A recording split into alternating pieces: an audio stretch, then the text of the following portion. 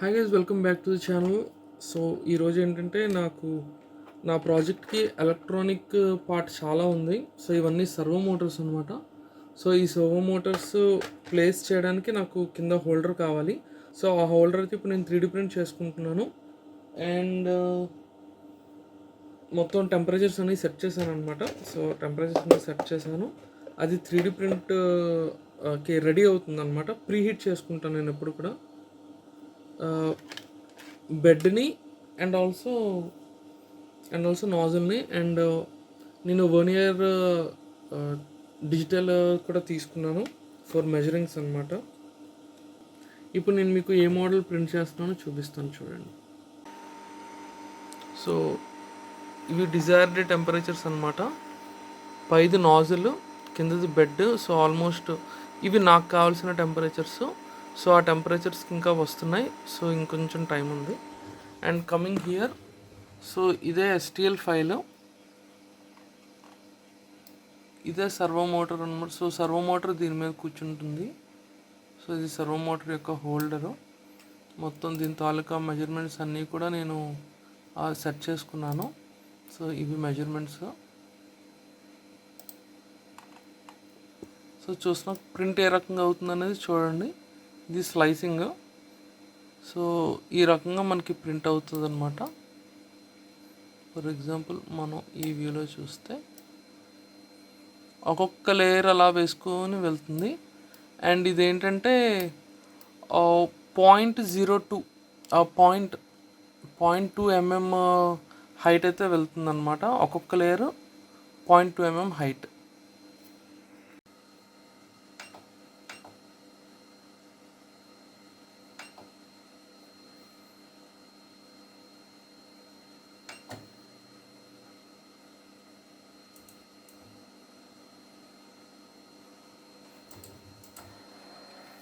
So printing అయితే start చేసింది.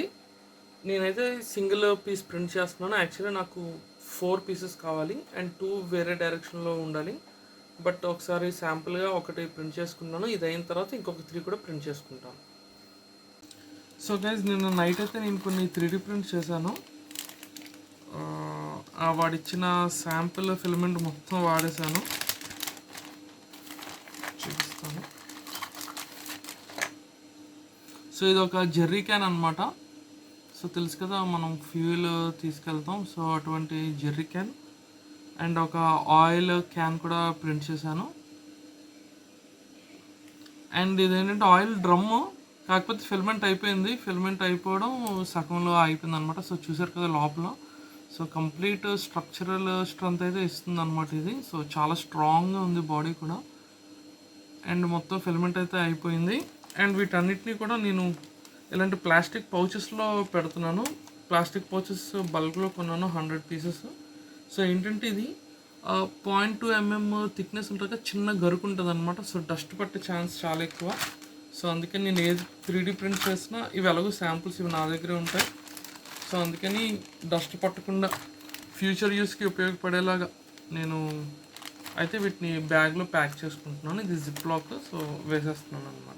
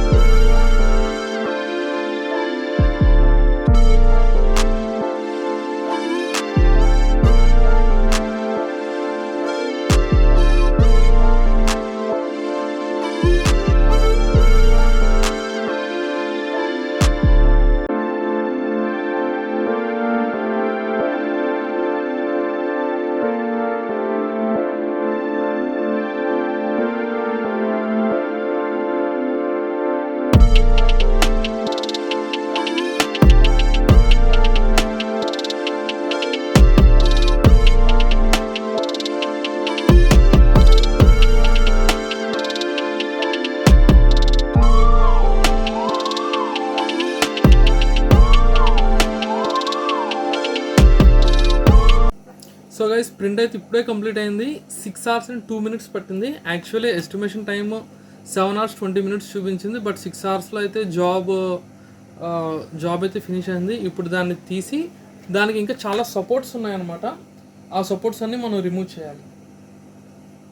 ఈ ప్లేట్ చాలా చాలా వేడిగా ఉంటుంది గైస్. ఇది మ్యాగ్నెటిక్ నాన్ స్టిక్ అనమాట. సో మొత్తానికి వావ్, చాలా బాగుంది, చాలా బాగా వచ్చింది. బట్ ఈ సపోర్ట్స్ అన్నీ కూడా తీయాలి. ఈ సపోర్ట్స్ అన్నీ తీస్తేనే మనకి ఐడల్స్ బాగా కనబడతాయి. సో నేను నా 3D ప్రింట్ చేసుకున్న స్క్రేపర్తో దీని స్క్రేప్ చేద్దాం. యాక్చువల్లీ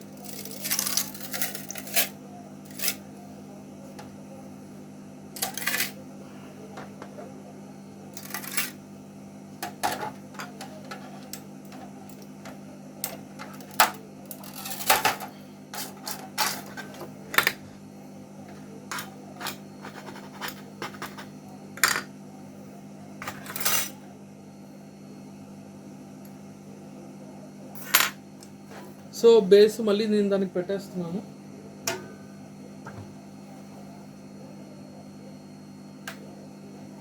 అండ్ 3D ప్రింటర్ కూడా ఆఫ్ చేస్తాను. అది కూల్ డౌన్ అయ్యాక ఒక 1 hour టైం ఇస్తాను. కూల్ డౌన్ అయ్యాక మళ్ళీ ఇంకోటి స్టార్ట్ చేయాలి, ఎందుకంటే అస్సలు టైం లేదు. సో ఫటాఫటా నేను ప్రింట్స్ ఇవ్వాలి. సో ఇదేమో కింగ్ అనమాట. సో ఇవన్నీ సపోర్ట్స్, ఇవన్నీ ఏంటా అనుకోవద్దు, ఇవన్నీ సపోర్ట్స్. నేను వేరే లైట్ ఆన్ చేస్తాను.